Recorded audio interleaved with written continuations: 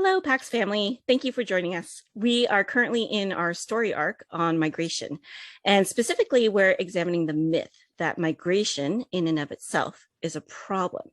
It is something to be fixed or solved or stopped altogether. So we at PAX wanted to explore this idea further. What would happen if we closed our borders? How would people and societies be impacted if migration stopped? We wanted to delve into these questions by focusing on one of the most restrictive borders in the world today, the border between North Korea and South Korea. This divide was first established in 1945 at the end of World War II, with the Soviet Union administering the North and the US administering the South. And then the Korean War in 1950 to 1953 heightened the divide and led to the establishment of the Demilitarized Zone, or the DMZ, between the two countries. I'm joined today by Helen Lee. Helen is an author, editor, and publishing professional who currently serves as the Associate Director of Strategic Partnerships and Initiatives at InterVarsity Press. She is extremely knowledgeable about all things books and publishing, but today our conversation is going to be much more personal. Helen has graciously agreed to talk with me about how the divide between North and South Korea has impacted her and her family and her community. Thanks for being with us, Helen. It's a delight to be here. Thanks for inviting me, Dorcas. Of course. So let's start with some family background. Your dad was born in Pyongyang, right? He was. He was born in 1937, December of 1937 in Pyongyang, Korea. Since back then, there was no North and South Korea at the time. It was just unified Korea, but it was unified Korea under Japanese occupation, as that had been in place since 1919. So he was born having to speak Japanese. He was given a Japanese name. He wasn't actually supposed to even speak Korean in the home. They still did. The parents still did. So they were lawbreakers even when my dad was a young child. But that was actually officially not allowed for him to be learning or speaking Korean when he first came into the world. That's so interesting. So at the end of World War II, then Japan leaves Korea, and it is divided into two, as I previously mentioned. Now we come to 1950, where war breaks out when North Korea invades South Korea on June 25th. And it quickly escalates as the US, the Soviet Union, China, and even the UN all send forces in to fight in the conflict. And so what happens to your father and his family during the war? Yeah. So at this time now, my dad is a young teenager. He's 13. And the conflict, especially where he was in Pyongyang, living in Pyongyang with his family, which included his dad, his mom, and an older brother, they had felt the tension rising in that part of Korea, such that communists had really taken over where he was living at that time. And there was a lot of pressure. If you were there, you essentially had to become communist. That was essentially what the pressure was. All around them, families all around them were feeling this. And my dad's dad, so my paternal grandfather, was very anti-communist. He felt very disturbed by this turn of events. There was so much pressure on these families to essentially just adopt the Communist Party as being their own, that my grandfather just felt like, no, I can't do this. And he wasn't the only one. There were a number of Koreans who felt similarly, that this is not the fate that they wanted for themselves, to be just immersed into the Communist Party. Also, my grandmother, so my dad's mom, was an incredibly strong Christian, very committed Christian, and that too was being frowned upon. You were dissuaded and not even permitted to go to church even at that time. If you were a committed Christian, there were people who were watching you, reporting on you, and that sort of thing. So for all those reasons, for both political reasons and religious reasons, my grandfather made the choice to bring the family down to the South. And so December 1950, December 4th, 1950. It's marked in my calendar. I know we honor that day every year, of when my dad and his older brother left what was then North Korea, essentially. They went without my grandmother for a number of reasons. And this is one of those decisions that has plagued my dad for his entire life. He still laments and it still grieves him. Why did we leave my mom behind? And she had her own reasons. She had two brothers who were there at the time that she wanted to make sure were going to be okay. One of them had just gotten enlisted into the army, and that concerned her. And she just didn't want to leave quite yet, because everybody thought, okay, you all will go down to the south for safety just to find refuge for a little bit. Then you'll come get me or you'll come back. And this whole mess will be just taken care of. And that is what millions of Koreans, I think, thought at that time, because there was a flood of refugees who left what was North Korea unofficially at that time to try to find safety and refuge in the south. So my dad and his brother and his dad did that whole trip, going to trying to make it to Seoul, where they had some other extended family. And that was the last time my dad ever saw his mom. So I don't know how much more detail to go into about that story, but that was a moment that, I mean, it's marked my dad, for his entire life, that separation from his mom that he experienced when he was 13. Yeah. Well, I mean, so hard. I can't even imagine the agonizing decisions that families had to make at that time. And as you said, there were millions. It's estimated that anywhere from 1 to 5 million people were displaced in North and South Korea because of the Korean War. And many families like yours were divided.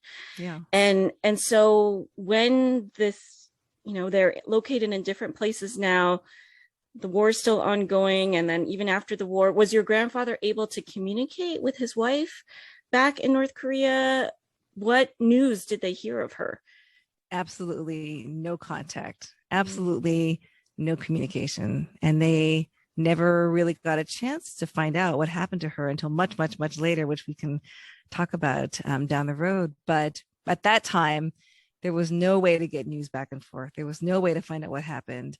And at some point, I believe I heard this from my dad, that they had thought that she had passed away. I think they got some erroneous news from a friend years down the road that led my dad and my grandfather to believe she had passed away in the war, but there was no way to confirm that or to know at the time. Yeah. And so how did it affect your dad to lose his mom in this way, kind of to find out by rumor or word of mouth that she had passed away and not be able to confirm that or to be able to talk to her or visit with her before she had supposedly passed?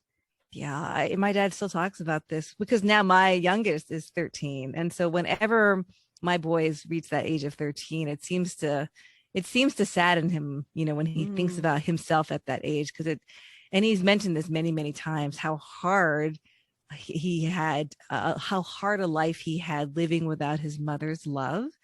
He has said that phrase so many times, throughout my lifetime that I've heard him mention it. So it just left a deep scar on him.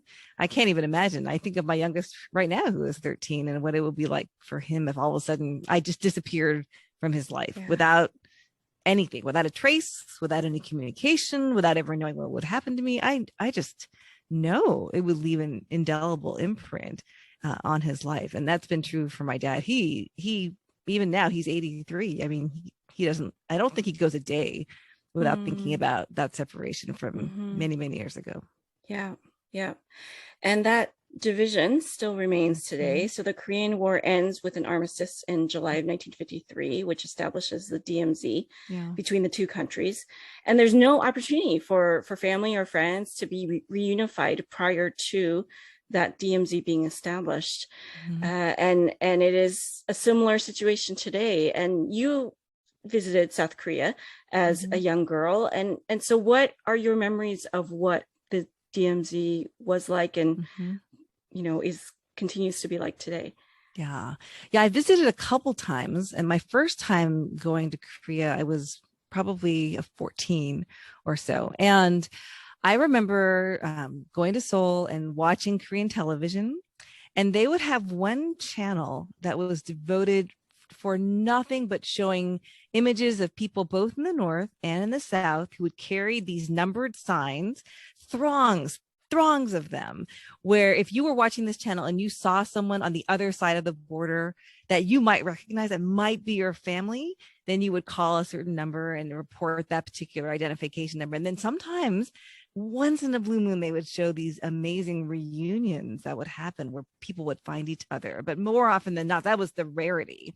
More often than not, you just saw these incredibly tragic faces of these mourning, grieving people who had hoped for decades to find their family and were still holding on hope and still like standing there with their numbered signs, just hoping they could get reconnected with family. So that's this indelible image in my head of seeing a channel that was dedicated to this. I don't know if they still have that channel anymore. I would imagine not. But at that time in the 1980s, it was something that was constantly on. So I remember that very vividly.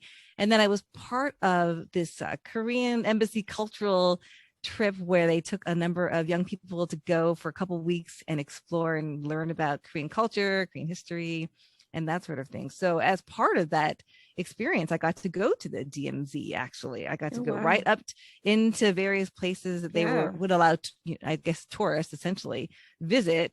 And it was highly propagandized, even from the South Korean side of things, where they would have these menacing posters that showed what an invasion from North Koreans could look like.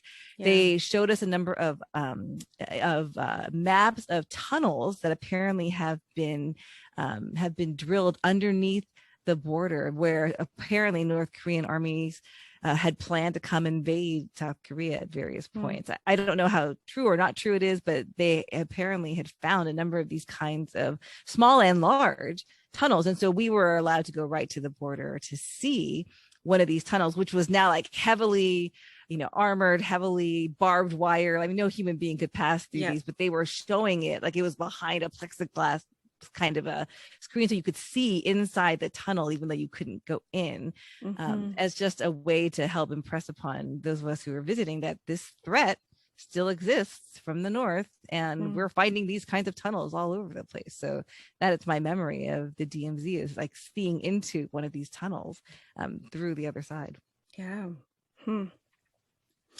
So North Korea continues to be very restrictive about the movement of its people, and the DMZ is so heavily guarded, like you were saying, that as far as we know, it seems like only about 1,400 people have escaped from North Korea directly to South Korea since 1953.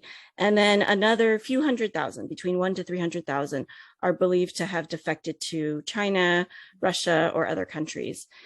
And what is your sense of how these heavy restrictions have affected the Korean people as a whole in terms of their sense of identity and community? I think that this continued separation of the Korean people, it's one of these enduring themes that all Koreans, it doesn't matter if you are in North Korea, in South Korea, in the Korean diaspora all over the world, it's this scar we all bear. It's this pain we all feel, that we are this people that are broken essentially in half and have been since 1950. I mean, it is one of the things that even I, as a second generation Korean American, I still feel that sense of huge loss, even though I was born here in the US. I'm natural born American citizen.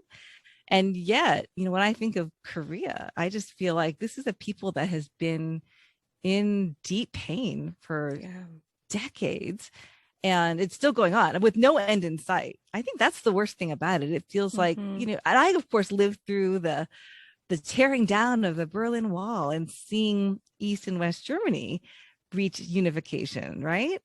Doesn't feel like there's any hope for that for the Korean people. And that is, there's a trauma there that I don't even think I can fully understand. And it must be even more so for anyone who either lived through the actual war or lived there in either one of the Koreas. Now, there's no way to really know how those in North Korea have grown to manage and deal with that pain, being so close, being right there. You hear stories, and actually, I don't know if we'll talk about this more later, so I'll mention it now. My dad actually spent some time in his retirement writing about his own story, mainly for our benefit as his kids and his grandkids to know a little bit about kind of what he had to endure. And when he did finally get a chance to go back to North Korea, one of the things he learned about his own mom's story is that even though she was a devout Christian when he left her, she at some point adopted, and I say that with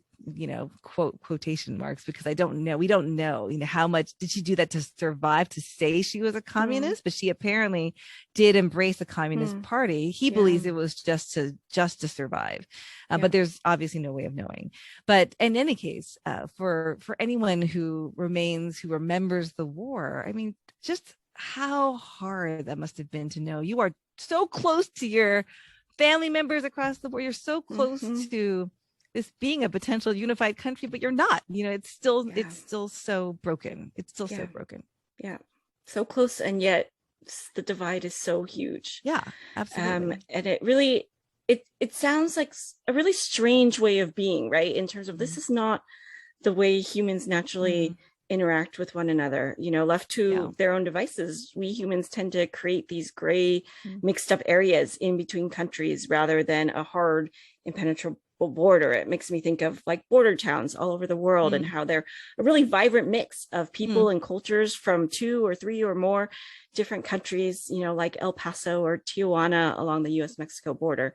But that's not the case here. And so you mentioned that we don't hear very much about people from North Korea and how they've been and how they've survived and else. But do you have any sense of what it's been like for people in North Korea to be so completely cut off from the rest of the world? I personally have not gotten a chance to meet anyone who had to grow up, under that regime, under the control of that regime. But my mother-in-law, who lives in Toronto, Canada, her church is a very large Korean church in Toronto, and they are regularly taking care of those from North Korea who somehow make it all the way to Canada. Yeah, that's incredible. She's gotten a chance to care for and minister to and just shepherd a number of these North Korean defectors that her church has helped to support and take care of. And the impression I get, I haven't heard too many stories, but is that there's an incredible sense of almost disbelief that the rest of the world is the way it is, because the messages that they are given when you're living in North Korea it's the rest of the world is evil. This is the beautiful place. This is the heavenly place here in North Korea. You have everything you need. Great leader, dear leader. We're all taking care of you. The rest of the world is so corrupt.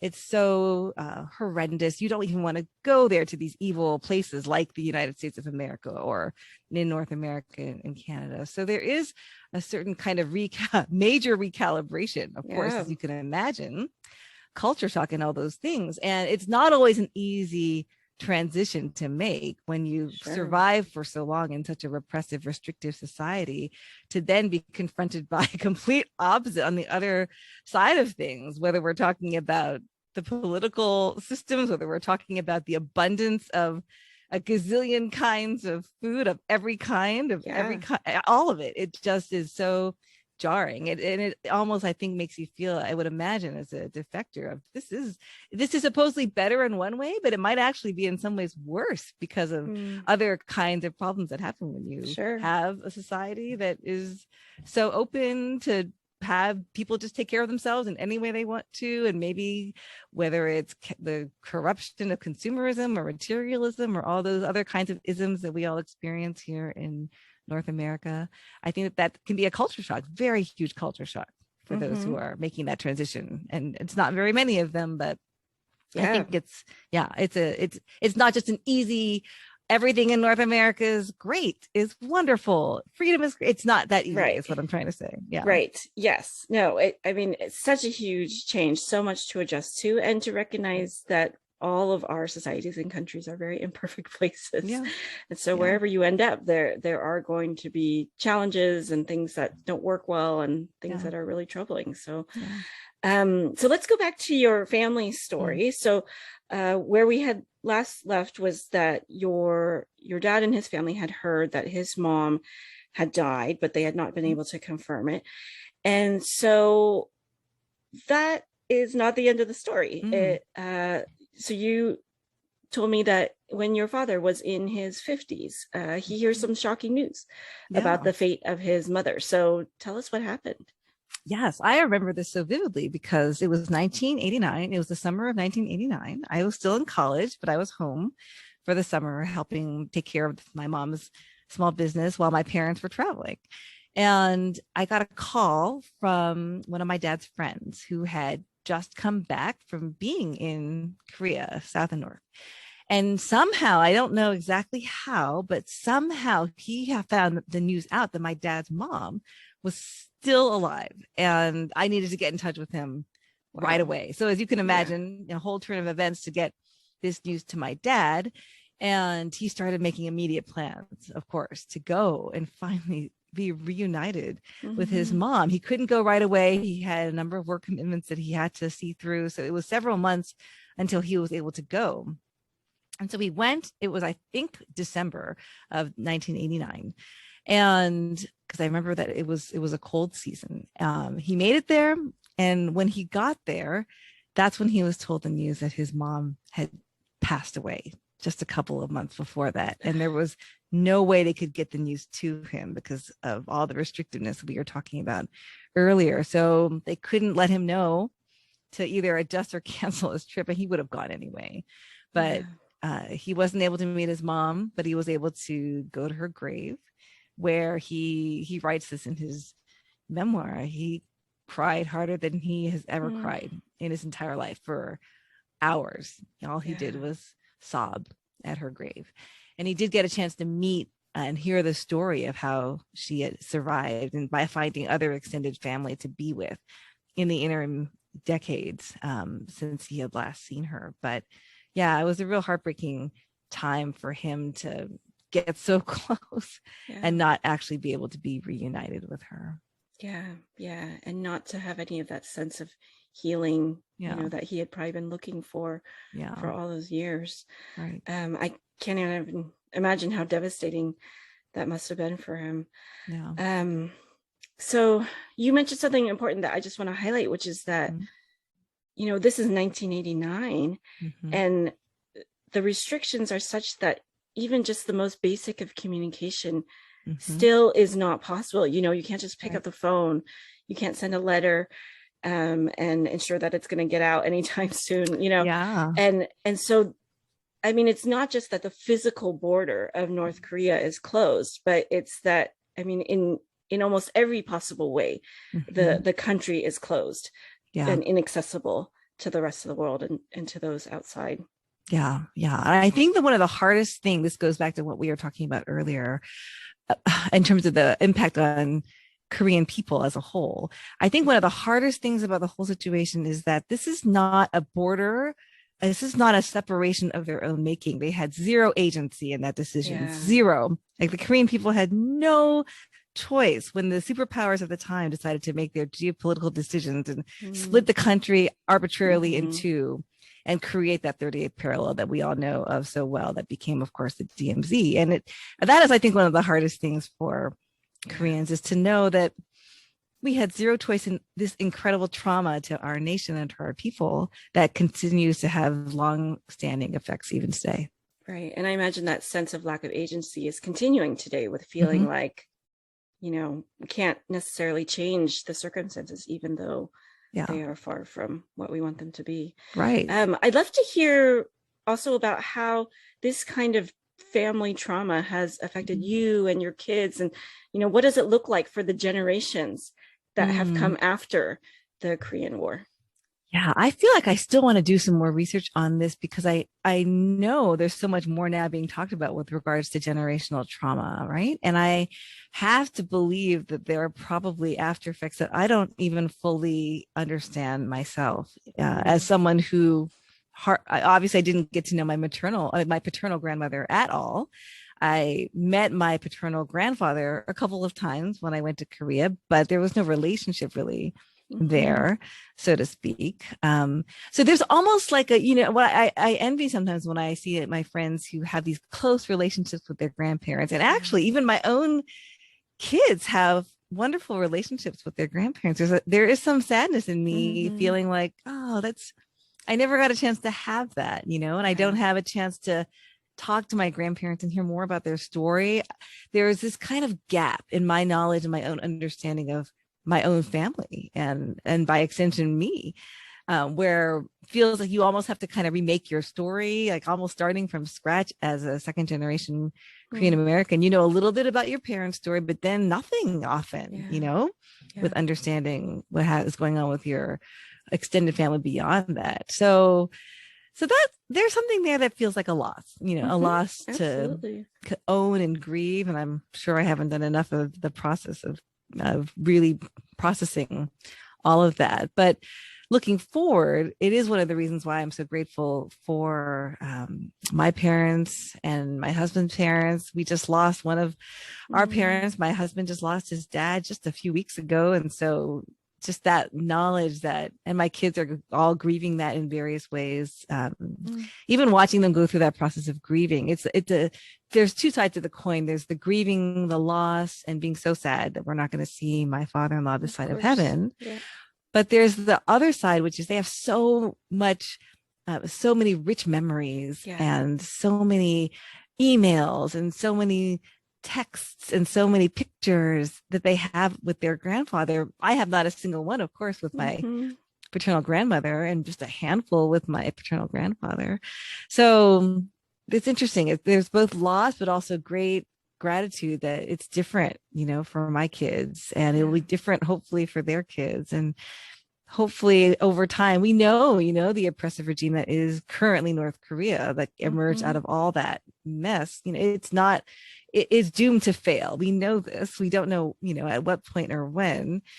So that gives some hope that the future will be better than the past. At the same time, we still have to deal with the fact that there is all this ongoing and lingering trauma. I don't know a single second generation Korean American who doesn't have a personal family tragedy. I don't know a single one that is somehow associated with this huge separation that exists and that huge break that exists in the country.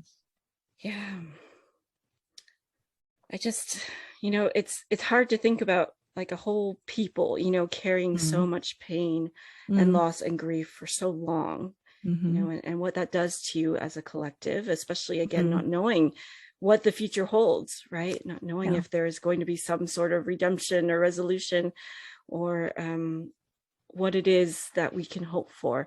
And so I'd love to hear from you, Helen. What is your prayer for North Korea and South Korea today? Oh my goodness. Well, in the case of North Korea, I think what is so upsetting about what we see having happened over the years, in that void that emerged in the wake of the Korean War, evil stepped in and took over and essentially is oppressing a whole, I guess, half our people, if you want to put it that way. And that is, it's so angry.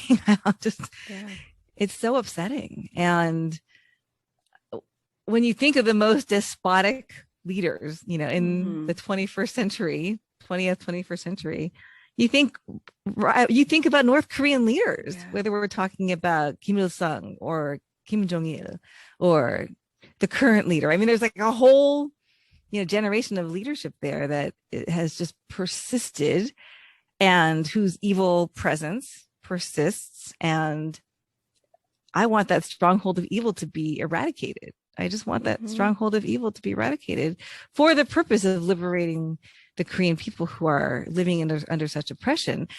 I say that, but there's also that reality of what actually happens. Let's say hypothetically, let's say that somehow the despotic leaders who are there in North Korea, Kim Jong-un and all the people who follow and adopt and maintain that system of evil, what if it's gone? What happens then? I mean, there's a whole host of ramifications on what the impact of that nation's, just the challenges and the evils and the ramifications of the evil in terms of the oppression of the people. What happens then in terms of how that will be taken care of? I mean, I don't know if I could trust, human hearts to be able to solve that in a just way, right? It's not like if God could come down and make Jubilee happen and redistribute all the wealth that is now currently in South Korea, which on one hand is amazing to see, right? It's amazing to see what has happened in South Korea with the rebirth of that economy, with the Mm-hmm. growth and the cultural impact that Yeah. Korean culture Yes, has all over the absolutely. world, right? K-dramas, K-pop, and Yep. everything else, the Very much food, so. all of it. And yet it's if I knew that should the DMZ completely be eradicated and floods of North Koreans would suddenly come to the South, if I knew that then the South Koreans would be able to share that wealth in a Mm. way that again is equitable, man, I would Mm-hmm. want that DMZ to be gone like yesterday, 10 Yeah. years ago, 4 years Yeah. ago. It's so hard to know then, the complexity of that question, that problem. So Absolutely. to answer your question, of course, that praying that evil would no longer reign in North Mm-hmm. Korea, and then that the people who have been suffering for so long would be able to flourish. Like those are the big picture prayers, right? Yeah. I have Absolutely. zero idea. I have zero idea how that works and how that Yeah. will happen, but God knows. Yeah. And we know again that the first part of that prayer, is absolutely going to happen. That the evil that reigns there will not be there forever. But Mm-hmm. boy, it would be amazing to see it eradicated in my lifetime. Yeah. Yeah.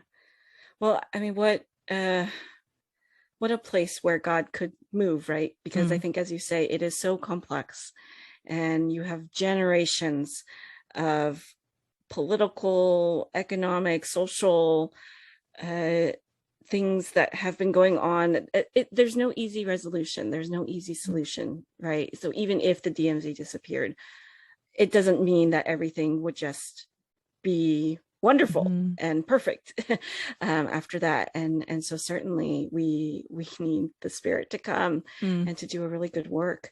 And for families like yours that have experienced deep pain and loss because of this division between North and South Korea, what is your hope for them? Mm. That's so hard. I mean, how can you articulate, how does one articulate that it would be amazing if all that pain and loss were gone? That's not going to happen. So then the next thing is, okay, how can God use all that pain and all that trauma for good? How can God Mm. somehow step into those deep wounds and maybe be made present in a way that will draw people to a saving knowledge of himself, and also uh, to healing, to healing Yeah. and flourishing.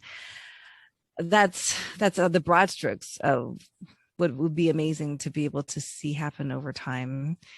It would be amazing. Like it would be amazing if I could meet my grandmother. Of course, Yeah. I don't know what's happened to her, but I'm going to hope and trust that her commitment as a Christian, despite what may have been said about her in terms of what she's supposedly adopted, is, I think, a survival mechanism. That means, though, that her faith hopefully was there intact, and that I will be able to see her one day. And I know that's not the case for every single person who has perished or disappeared in North Korea over the course of the war and beyond. But there was a strong Christian presence. Pyongyang is the place where there was an amazing revival and an amazing Mm. appearance of the Holy Spirit. It's this historic moment. I think it was 1907, although I may have my dates not quite right. But in any case, the Spirit of God was hugely present and Wow. manifest in Pyongyang. And Yeah. so there is a legacy of people who were touched by that, who Mm-hmm. remember that. I remember Eugene Cho, previously Pastor Eugene Cho, who now leads Bread for the World, shared a story about learning about the legacy of that particular instance, I think in his own Hmm. family.